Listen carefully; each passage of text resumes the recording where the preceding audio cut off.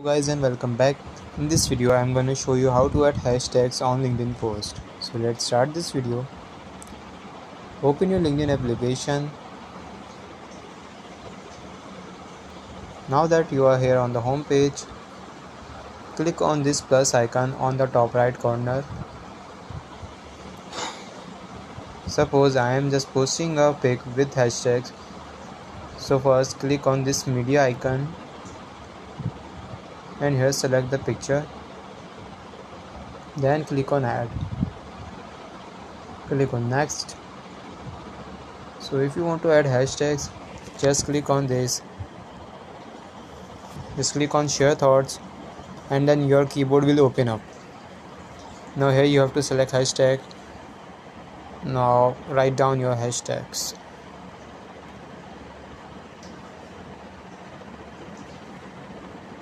So this is how you add hashtags on your LinkedIn post. After you have added hashtags, you have to click on post, then your LinkedIn post will be posted.